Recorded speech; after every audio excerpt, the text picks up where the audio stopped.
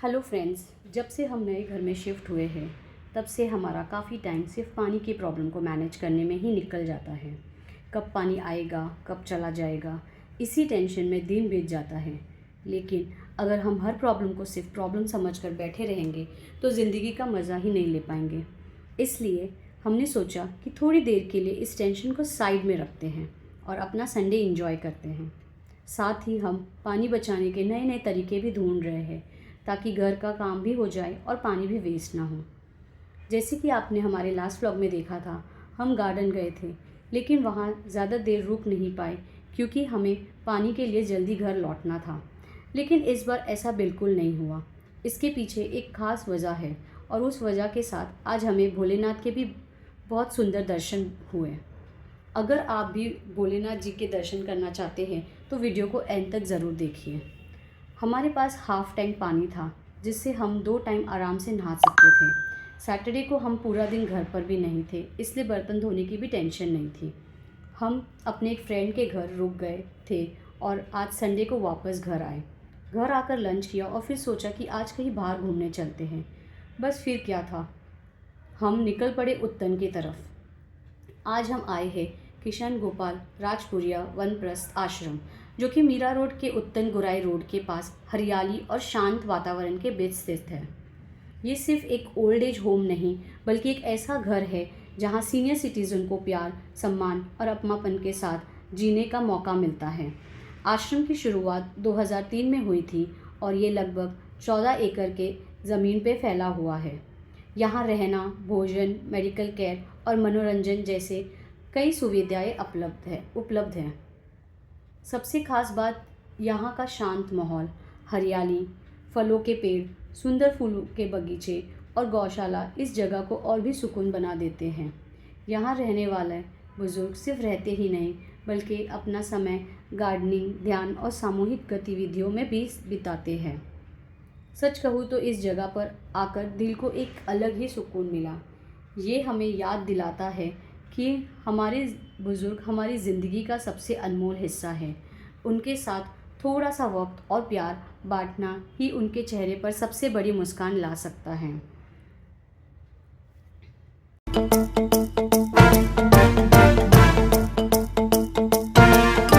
जटाटवीगलज्जलप्रवाहपावितस्थले घलेवलम्ब्य लम्बिताम्बुजङ्गतुङ्गमालिकां ढमड्ढमड्ढमड्ढमन्निनादमड्ढमर्वयं चकार चण्डताण्डवं तनोतु नः शिवम्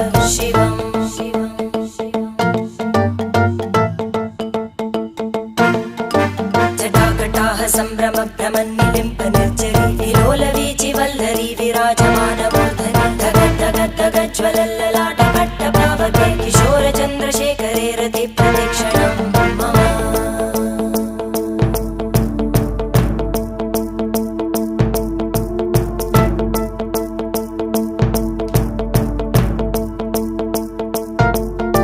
धराधरेन्द्रनन्दिनी विलासबन्धुबन्धुर स्फुरद्दिगन्तसन्तति प्रमोदमानमा।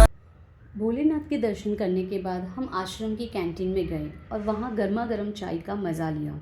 सच कहूँ तो चाय का टेस्ट बहुत ही अच्छा था। एकदम सुकून भरी जगह और उसके साथ एक प्याली चाय, दिल और मन दोनों खुश हो गए। चाय पीने के बाद हम आश्रम की गौशाला की तरफ निकल पड़े।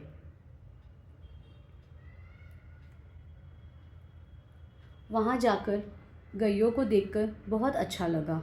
शांत माहौल और गौशाला का साफ सुथरा वातावरण देखकर मन को एक अलग ही शांति का एहसास हुआ।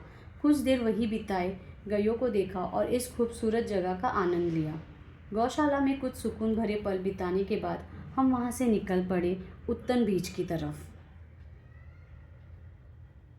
आश्रम से बीच का सफ़र भी बहुत ही खूबसूरत था।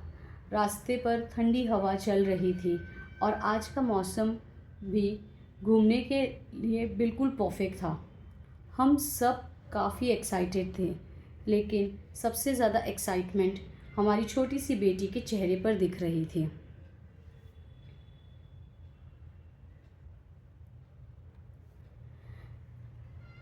जैसे ही हम उत्तन बीच पहुँचे और उसने दूर से समुंदर देखा, उसकी खुशी देखने लायक थी।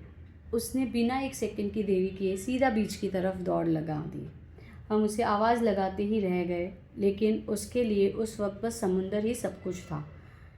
बीच पर रेत पर दौड़ने लगी, कभी लहरों के पास जाती, कभी उनसे बचकर भागती और फिर ज़ोर ज़ोर से हंसने लगती।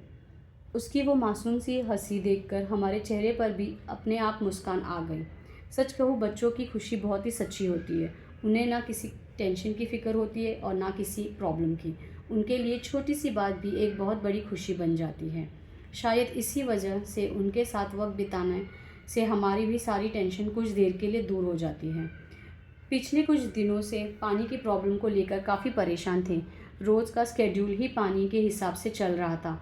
कब पानी आएगा, कितना स्टोर करना है और घर के काम कैसे मैनेज करना है, बस इसी में दिन निकल जाता था।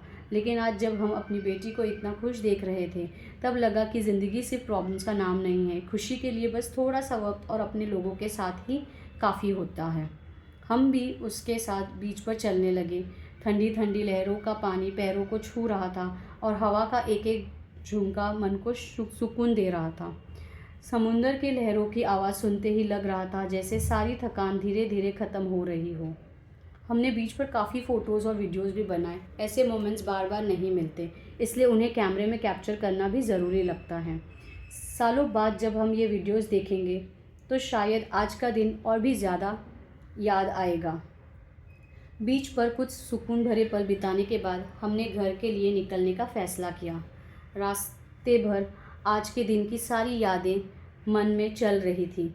भोलेनाथ के दर्शन, आश्रम का शांत माहौल, गौशाला के वो पल और हमारी बेटी की बीच वाली खुशी। सच में आज का दिन बहुत स्पेशल था। घर पहुंचते ही देखा कि पानी आ रहा था। बस फिर क्या था, सबसे पहले सोचा जो काम पानी के बिना रुक गए थे उन्हें पूरा कर लेते हैं। बर्तन तो ज़्यादा नहीं थे क्योंकि हम सैटरडे को घर पर थे ही नहीं, इसलिए हमने सीधा वॉशिंग मशीन लगा दी क्योंकि काफ़ी सारे कपड़े धोने के लिए बाकी थे। उसके बाद थोड़ा वक्त घर की सफाई में लगाया। आज खाना भी नहीं बनाना था तो लगा कि घर को थोड़ा ऑर्गेनाइज़ कर लेते हैं। 2 दिन से सफाई नहीं हो पाई थी तो घर को साफ़ करने में भी काफ़ी सुकून मिला। वैसे एक बात तो है, मैं जितना काम करती हूँ मेरी बेटी उतना ही काम बढ़ाती है।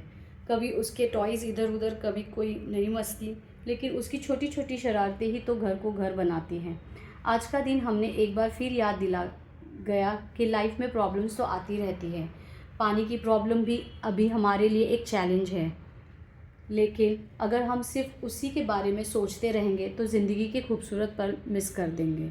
इसलिए हमने डिसाइड किया है कि प्रॉब्लम्स को सॉल्व करते हुए लाइफ के छोटे छोटे मोमेंट्स को भी एंजॉय करना है। उम्मीद है कि आने वाले दिनों में हमारी पानी की प्रॉब्लम भी धीरे धीरे सॉल्व हो जाएगी। अगर आपको हमारा आज का सफ़र पसंद आया हो तो वीडियो को लाइक ज़रूर करिए, चैनल को सब्सक्राइब करिए और बेल आइकन दबाना मत भूलिएगा। अगर आपका प्यार और सपोर्ट से ही हमें और भी अच्छे व्लॉग्स बनाने की हिम्मत मिलती है।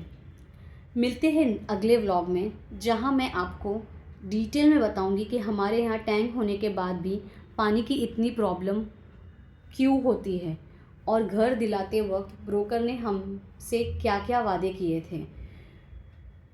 तो इसलिए अगर आपने बेल आइकन प्रेस नहीं किया है तो बेल आइकन प्रेस कर दीजिए तो कि हमारा कोई भी वीडियोस आपसे मिस ना हो। मिलते हैं अगले व्लॉग में, तब तक के लिए अपना और अपने परिवार का ख्याल रखिए।